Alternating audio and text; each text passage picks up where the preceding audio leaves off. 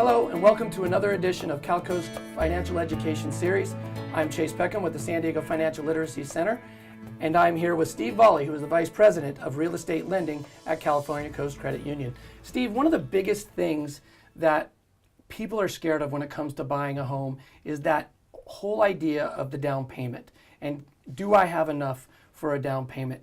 Give us a little bit of an idea on how that down payment can be taken care of. Well, the typical rules in lending is that you need a 20% down payment to purchase a house. There's a good, bad thing in the lending world known as private mortgage insurance, which has really alleviated the need to have such a large down payment in the market such as San Diego. So where at one time you traditionally needed a 20% down payment, you can now put down as little as 3%, and on a $500,000 house, that's something like $15,000. So it's become much more affordable to get in, and down payment should not be a bad word, nor should PMI be a bad word relative to home buyers being able to get into a house. One of the other things that I think a lot of people, when it comes to the down payment, is the idea of, do I have enough saved? But does that have to be the end-all be-all? No, that's the common thought, that they need to somehow begin a savings plan in order to put this money away to buy a house, so that puts a home purchase off for many years. There's a lot of sources of down payment that folks have at their fingertips that they don't realize. One could be access to a 401k or a retirement plan that they can actually borrow from. That's a good source of funds for buying a house.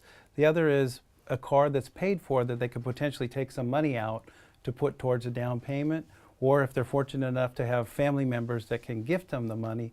All of those will help bridge the gap to get a down payment in place for a home purchase.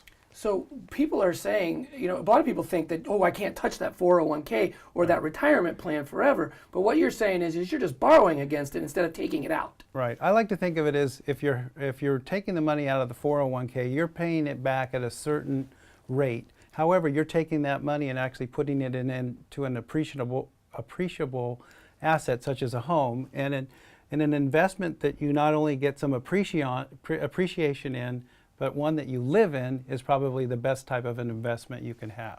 So one of the things that you need to be less worried about is the fact that you do possibly have the opportunity to buy a home because you have that down payment at your fingertips. And you can find out more if you go to calcoastcu.org or call 877-495-1600. That number again, 877-495-1600. Thank you very much, Steve, for being with us today and giving us a better idea of how we can take advantage of buying our next home.